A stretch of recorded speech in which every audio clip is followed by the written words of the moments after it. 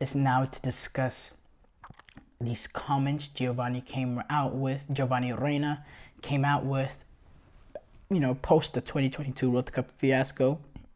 He decided to revisit,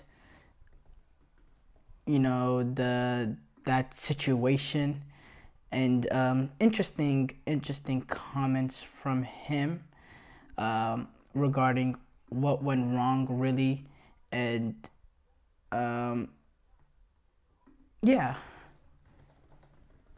let's rediscover, let's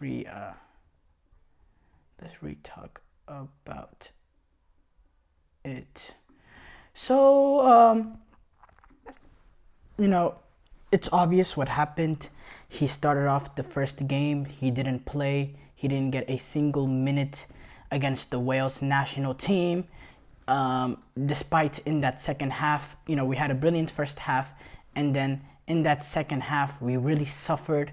We needed a guy that, could bring in, that was comfortable on the ball, because we were really suffering. We needed someone to, get the pressure, release some pressure off of us to retain the ball. Giovanni Reyna, he would have been the perfect guy to come in, but he did not see an opportunity to play at all. Did not even make an appearance off the bench.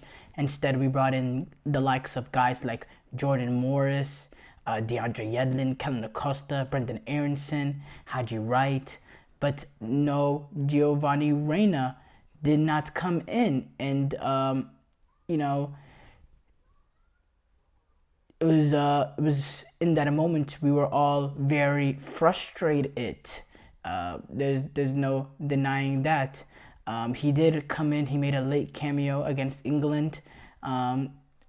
He was able to come in there, and then again against Iran, did not get on the pitch at all. We did end up winning that game to get into the next round, where we played against the Netherlands.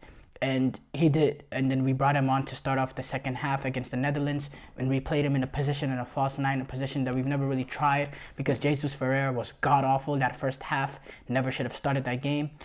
And that was the end of the World Cup there. It was, we all left a sour taste in our mouth with the fact that, we all wanted to see Gio Reyna have much more of an impact. We know the talent that he has. We were all a little bit frustrated. And then, there was some situations. Now, okay, let's not get to that part. Let's first discuss about this 2022 World Cup. This was the interview that he did with a journalist. He talked about, it was a 40-minute interview where he talked a lot about his career, and he actually did go into the World Cup side of it. He said it's one of those things when you're in the moment, you wish you're playing, you're pissed you're not playing. But in retrospect, I was 19 and I didn't get to play in a World Cup. Looking back, when my career is done, it's really a dream come true, and it was still a good experience with a good group of guys. So it was awesome. And then there was the situation, the aftermath situation that we're gonna break down a little bit later on. And he said it was tough time for me. He's talked about how the people in Dortmund were very supportive, as there was some negative connotations going around about Reyna, and it was a difficult time for him, which you obviously you could understand some of the things that he was going through because of the notion, some of the comments that was made by Greg Berhalter during a public forum. It was during a public forum during a leadership summit. He talked about how there was a player in the World Cup that had attitude problems, how he considered sending the player home because of the attitude issues, and these comments ended up, ended up being public. It ended up being a huge story. Dortmund had to come out and defend their player, their asset, and then there was a feud between Berhalter and his longtime friend, his former teammate. We all know him, Claudio Reyna, United States men's national team superstar, and it was a bad feud of blackmailing between the two parties.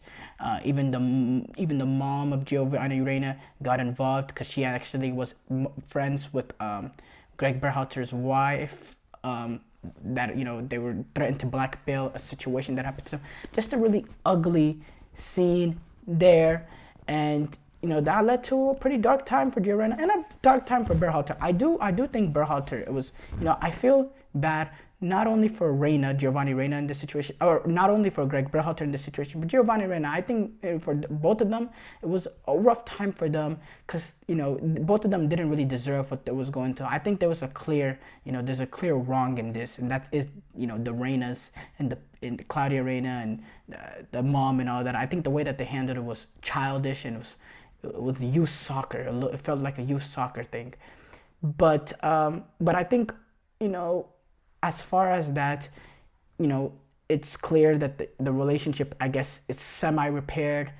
Giovanni Reyna is back playing for the U.S. men's national team. You have Berhalter defending his decision to even bring him in the squad, even though there was other people that were saying he shouldn't even be in the squad based on his performances. So it's clear there's no real negativity, or if there is a negativity, they're just leaving it alone. They're brushing it aside. They still have a professional relationship, which is at the end of the day what matters. Now it's important for him to get this next decision, his next opportunity for his club correct, because this is a game-changing decision for him. This is a game-changing decision for his career. He has to get this next opportunity right wherever team he goes to, because Dortmund, they're not going to bring him. They're going to want to let him on. With Edin Terzic, it's clear he doesn't fancy him. He had an awful spell at Nottingham Forest. He has an opportunity at this Copa America to really put a name for himself.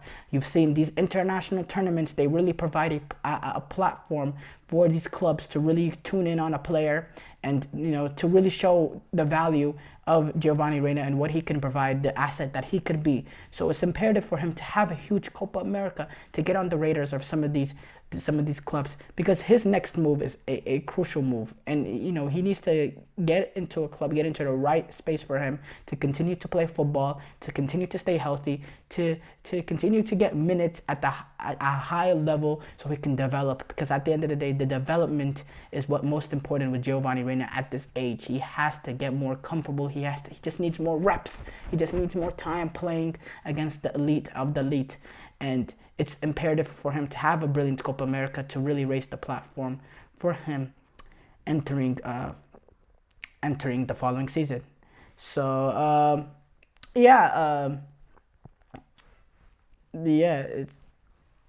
it's really an interesting situation we're unfolding here, and I'm interested to see how the role he has at this Copa America.